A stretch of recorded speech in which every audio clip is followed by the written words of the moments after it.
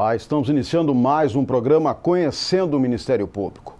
O aumento da conscientização sobre direitos nas relações de consumo e também do acesso à justiça, quando estes são violados, são avanços consolidados pelo Código de Defesa do Consumidor, que este ano completou 25 anos em vigor.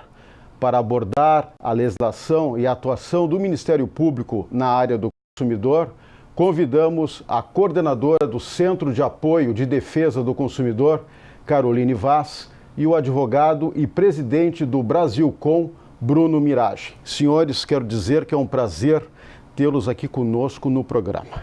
Doutor Bruno, reconhecido pelos avanços que trouxe ao cidadão, o Código de Defesa do Consumidor enfrenta uma discussão sobre sua atualização. Como especialista nesta matéria, qual a sua opinião sobre o assunto? Em primeiro lugar, um prazer estar aqui no programa do Ministério Público. Na verdade, é um momento muito importante para o direito do consumidor brasileiro, esse da atualização do Código. O Código completa 25 anos com grandes êxitos, uma lei conhecida da cidadania brasileira, uma lei importante para melhorar o mercado e que agora enfrenta novos desafios que não estavam presentes lá atrás, há 25 anos, quando o Código foi promulgado. E dois deles são os aspectos centrais que são sendo tratados nessa atualização. O primeiro deles é a questão da disciplina da internet, do comércio eletrônico, ou seja, das relações de consumo pela internet, que começaram nos ATMs dos bancos, passaram pelos computadores de mesa e hoje estão nos smartphones. E o outro tema, o do superendividamento de consumidores, o problema da oferta do crédito e da necessidade de nós melhorarmos a informação das pessoas na tomada de crédito. Porque justamente o crédito hoje é um instrumento absolutamente decisivo no mercado, quer dizer, para adquirir produtos e serviços nós precisamos muitas vezes do crédito, é preciso qualificar essa relação, qualificar esse contrato com mais informações aos consumidores e, por outro lado, nas hipóteses em que esse crédito, porventura, não possa ser pago por dificuldades que são inerentes à vida de relações, dificuldades de crise, de acidentes, às vezes mesmo de tragédias na vida das famílias, nós tenhamos um mecanismo, um procedimento previsto em lei para poder estimular a renegociação para aqueles que querem pagar, possam pagar dentro dessas dificuldades, enfrentando essas dificuldades. O senhor já adiantou que projetos tramitam no Senado Federal sobre o Código de Defesa do Consumidor. Eu gostaria de concentrar a questão da internet, da comercialização eletrônica. Há muitas queixas de consumidores. Dá para o senhor falar um pouco mais sobre isso? Sem dúvida. Na verdade, esses projetos eles se iniciam lá em 2012, quando o presidente do Senado, à época, o senador José Sarney, nomeou uma comissão para redigir proposta de um anteprojeto que foi redigida. A comissão essa que foi presidida pelo ministro Harold Benjamin e com vários outros juristas ligados ao direito do consumidor. Tornou-se um projeto de lei apresentado pela presidência do Senado e recentemente foi aprovado pelo Senado e enviado à Câmara, agora no início de novembro. Basicamente, em matéria de comércio eletrônico, são dois grandes problemas. O primeiro problema é da questão, de novo, da informação.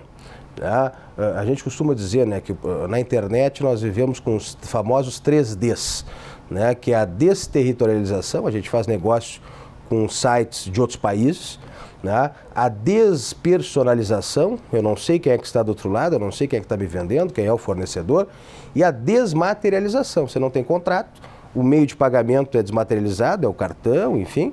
E, desse modo, é preciso tornar essas coisas mais palpáveis para o consumidor, mais visíveis. Como é que se faz isso? Mais informação. E como é que se dá mais informação? Algumas exigências básicas. Para comercializar pela internet, vai ter que, em primeiro lugar, ter um endereço físico, um endereço geográfico. Ou seja, se der problema, eu sei onde ir. Eu tenho uma rua, um prédio onde encontrar aquele site que está no espaço virtual.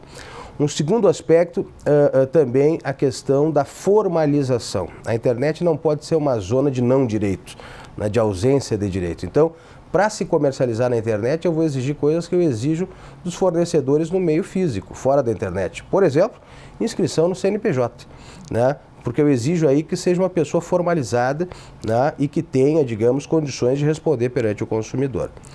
Por outro lado, né, na internet também a grande questão, que é própria do comércio à distância, é o problema do arrependimento, né? Por vezes, você compra pela tela do computador ou pela tela do telefone, você não conhece o produto, você não tocou o produto, você não viu, né?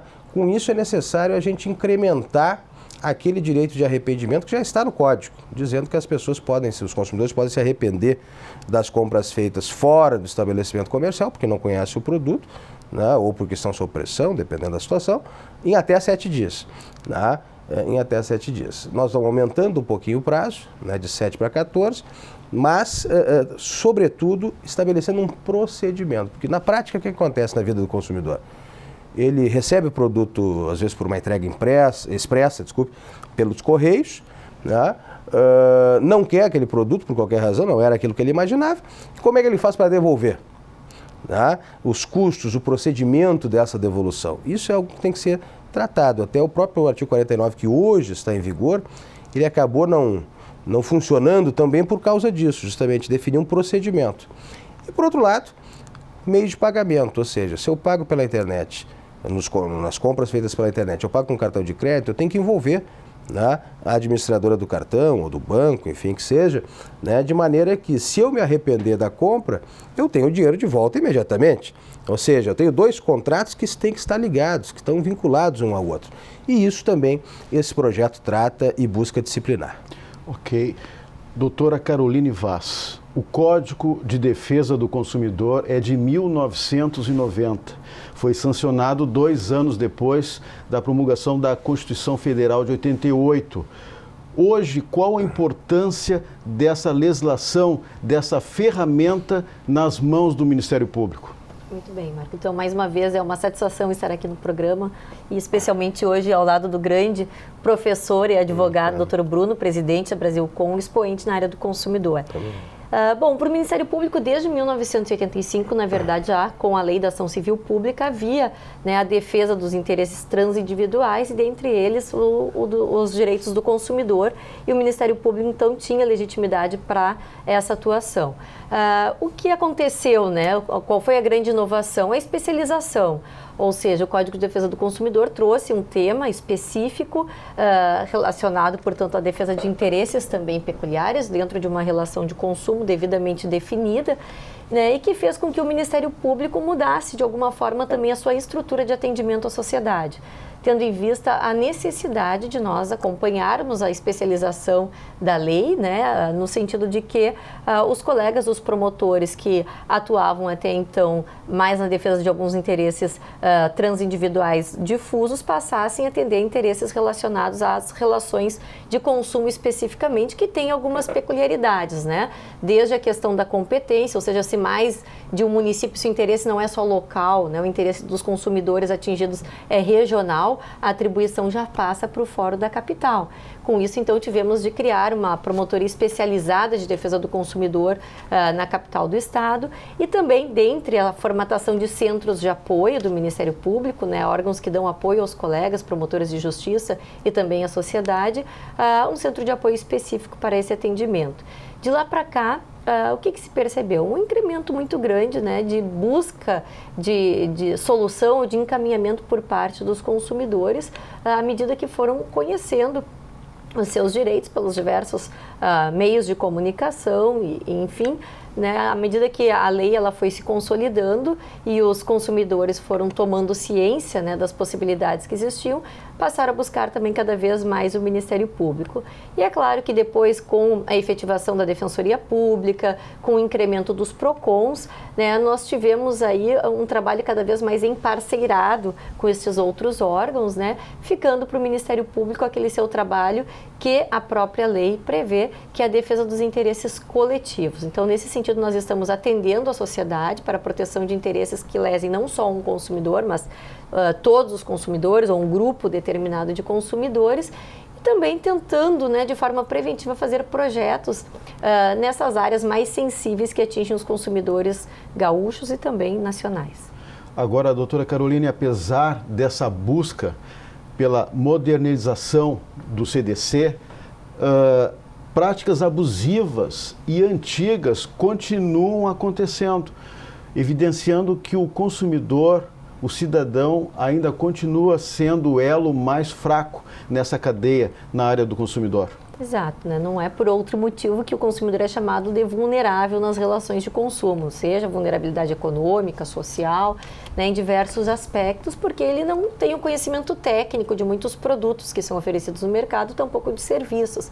Então, nesse sentido, é possível que dificilmente nós tenhamos aí o consumidor, né, tão abalizado quanto os fornecedores para conhecer a fundo o produto ou serviço que adquire no mercado.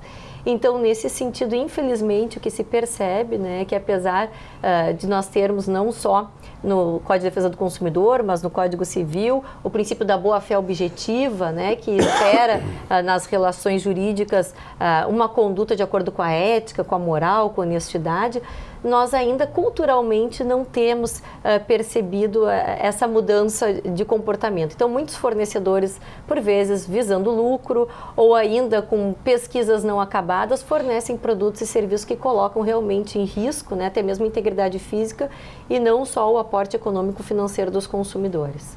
Doutor Bruno, o senhor entende ser preciso uma maior mobilização da sociedade para que algumas modificações no Código de Defesa do Consumidor sejam finalmente aprovadas? Sem dúvida, né? Sobretudo boas modificações, né? Eu acho que a sociedade atenta nessa relação com os poderes públicos e notadamente com o Congresso Nacional é decisivo para boas mudanças na legislação. E por que eu insisto nisso? Porque, na verdade, projetos de modificação ao Código de Defesa do Consumidor, nós contamos entre Câmara e Senado a razão de mais de 600 projetos. Né? Só que todas modificações, ou grande parte, modificações assistemáticas, ou seja, que não têm em vista a própria lógica do Código e mesmo uma lógica que deu certo. Quer dizer, então, não se pode querer mudar por mudar. Né? Esse projeto, especialmente, que está avançando e avançando pela compreensão do Senado inicialmente e agora certamente da Câmara, da necessidade de se estabelecerem mudanças pontuais, né? Ele é um projeto que, em primeiro lugar, preserva tudo aquilo que o Código tem de positivo, né? E, ao mesmo tempo, atualiza e melhora alguns aspectos. Né? Então, a mobilização da sociedade sempre é muito importante, né? Porque o Código do Consumidor e essas mudanças são aquilo que a gente chama de uma pauta positiva. Né? Volta e meia se usa essa expressão, né? Precisamos de uma pauta positiva. Essa é uma pauta positiva. Inclusive, um outro aspecto que o Código traz também é uma valorização, o que o projeto traz, é uma valorização dos PROCONs também, que é muito importante porque, de um lado, nós temos uma pressão muito grande de processos judiciais que decorrem basicamente da violação de direitos dos consumidores, né? E que gera para a justiça um problema de difícil solução, que é justamente decidir esse volume enorme de processos. Né? Uma forma de nós diminuirmos esse volume de processos é valorizar as estruturas, os órgãos administrativos de defesa do consumidor, né, dando a eles mais poder. E isso também o projeto contempla. Portanto, me parece que é uma grande solução, ou pelo menos uma proposta de solução, para a gente melhorar a efetividade dos direitos dos consumidores. Doutora Caroline, aproveitando o gancho deixado pelo doutor Bruno Miragem, o PROCON hoje é um órgão essencial, importante na estrutura de uma prefeitura. O que o Ministério Público vem fazendo, o Ministério Público Gaúcho, para que mais PROCONs sejam instalados nos municípios? Bom, na verdade, existe um Sistema Nacional de Defesa do Consumidor que percebe a necessidade, portanto, né, de um fortalecimento maior realmente das esferas administrativas. e nesse sentido nós estamos trabalhando com o PROCON do Estado do Rio Grande do Sul, buscando levar ao interior do Estado a relevância da existência dos PROCONs municipais, né, no sentido de que tem uma maior proximidade e celeridade, portanto, na solução dos conflitos individuais dos consumidores, até mesmo coletivos, no local onde eles residem. E, para tanto, nós temos um projeto institucional chamado Municipalização dos PROCONs, que envolve exatamente essa rede de relacionamento de órgãos que protegem os consumidores, né? Como eu havia referido, não só o PROCON do Estado do Rio Grande do Sul, mas a Defensoria Pública, a OAB, Ministério Público, Conselho Estadual de Defesa do Consumidor.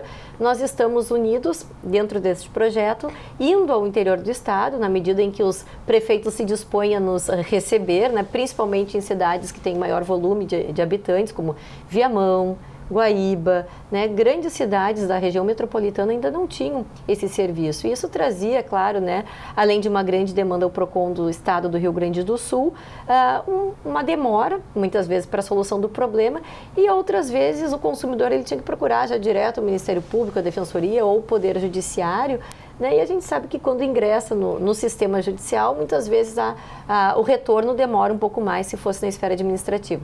Então, essa sensibilização ela tem surtido efeito. Nós já tivemos aí 2 PROCONs criados desde o início do ano, que foi o de Viamão e o de Soledade, graças a esse trabalho conjunto, mas outros 4 já estão encaminhados em tratativas, porque nós estamos também sensíveis à situação econômica, sabemos que é necessária a contratação de profissionais para trabalhar neste serviço, mas em contrapartida o Fundo Estadual de Defesa do Consumidor está também auxiliando na implementação da estrutura, pelo menos física, dos locais, né? Então é isso que nós temos levado.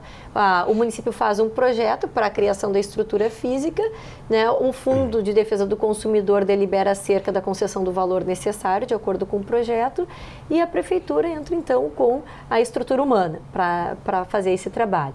A aceitação tem sido bastante boa, né? E a questão realmente econômica tem sido o principal entrave nesse sentido, mas nós acreditamos que aí num prazo de 2 a 3 anos tenhamos um grande acréscimo. Hoje 85, né, já na iminência de 87 PROCONs, esperamos aí para o ano que vem que pelo menos uns 100 já tenhamos no nosso estado. Doutor Bruno, na sua avaliação, em qual área hoje o consumidor está mais vulnerável? Telefonia, saúde, comércio? Na verdade, nós temos até dados, né, do sistema que, na verdade, você errou por um, né, porque é telefonia, saúde e bancos, né, sistema financeiro de um modo geral. Né, são as três grandes áreas, vamos dizer assim, de reclamações massivas, né, de consumidores. Isso, de um lado, claro, são contratos que estão mais dispersos, né, quer dizer, e existem em maior quantidade, né, mas por outro lado revelam falhas, né, porque os 3 setores, não por acaso, telefonia, sistema financeiro e saúde privada, no caso, né, são áreas que são reguladas, né, portanto existe uma agência reguladora, no caso da saúde e da telefonia, agências, a ANS na saúde, a Anatel na telefonia e o próprio Banco Central, que exerce essas competências regulatórias do sistema financeiro.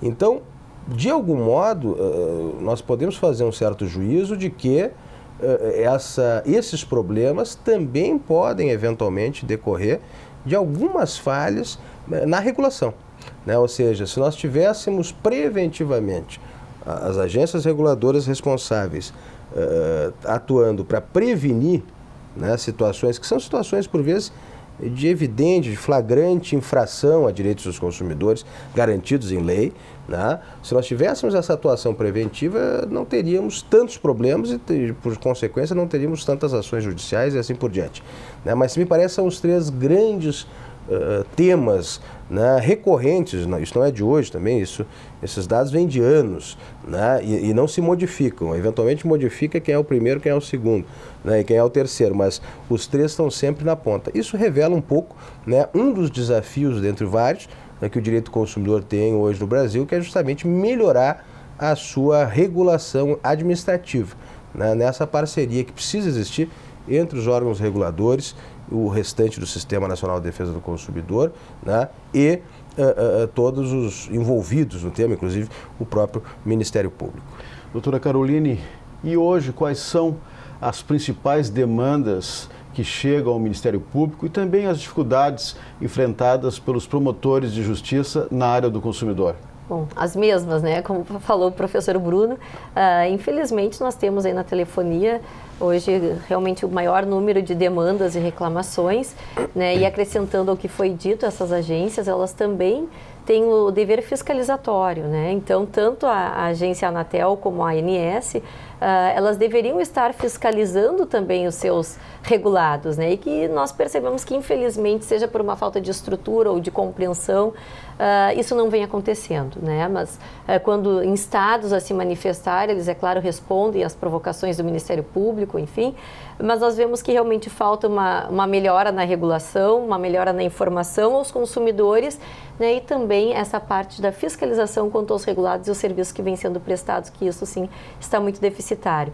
Então, nosso maior desafio é efetivamente tentar, né, no consenso, tentar no contato, no relacionamento direto com as agências, com as prestadoras de serviço, resolver os problemas em cada um dos locais onde eles existam, porque às vezes são muitas peculiaridades, né?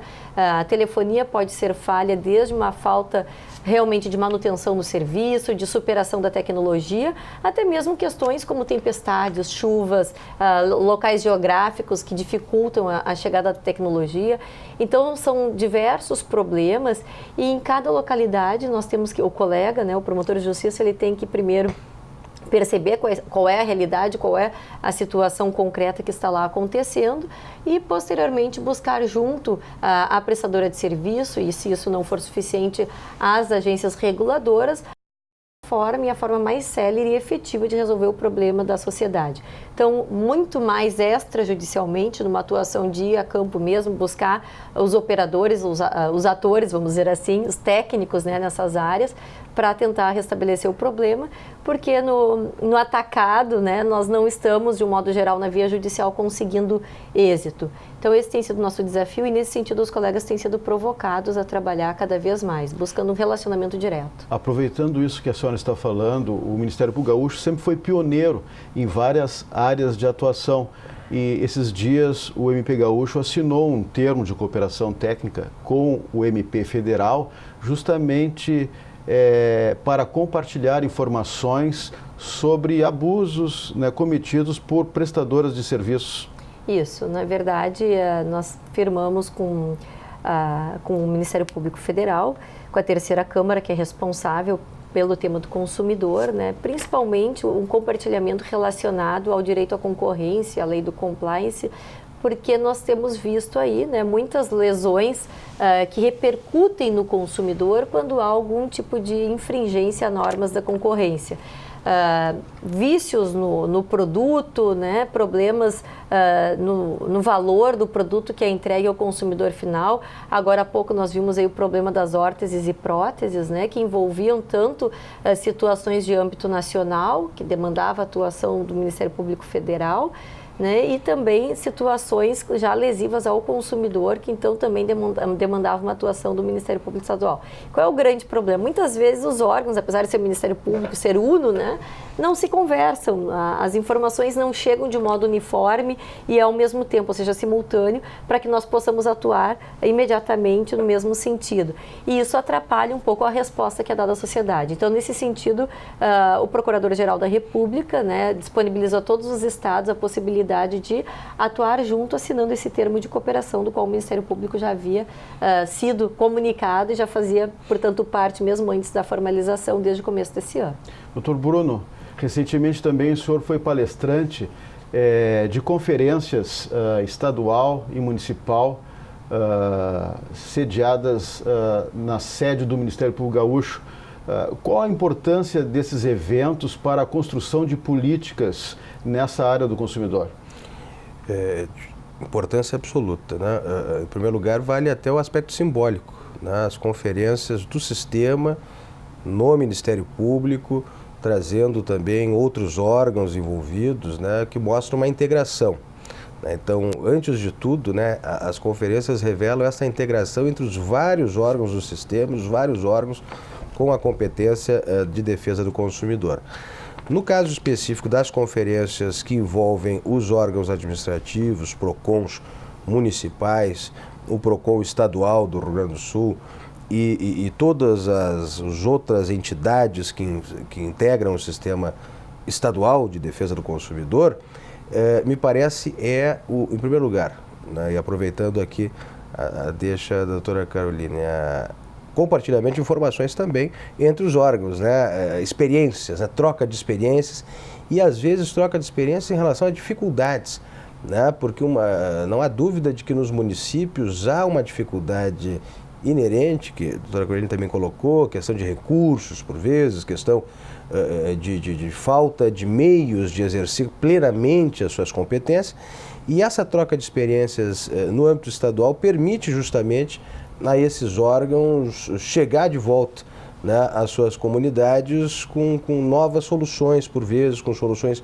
criativas e também com auxílios, né, com auxílio do Ministério Público, com auxílio das entidades que podem também fazê-lo. Então, é muito importante na articulação do sistema, né, e, ao mesmo tempo, naturalmente, discutindo novos temas, novos desafios, né, porque uma das características do direito do consumidor é que justamente ele não é um direito estático, né, porque ele está sempre, de alguma maneira, se envolvendo com as transformações do mercado de consumo, que são transformações permanentes, né. Esses eventos permitem justamente a atualização de todos em relação a esses aspectos. Ok, advogado Bruno Miragem, também presidente do Brasilcom, e promotora de justiça Caroline Vaz, que atua como coordenadora do Centro de Apoio de Defesa do Consumidor do Ministério Público Gaúcho. Mais uma vez, eu agradeço a participação dos senhores e também a gentileza de aceitarem o nosso convite. Nós obrigada. Se você tem críticas, sugestões, mande um e-mail. Mande um e-mail para o endereço eletrônico que está na tela. Lembramos também que esse quadro poderá ser revisto em nosso canal no YouTube.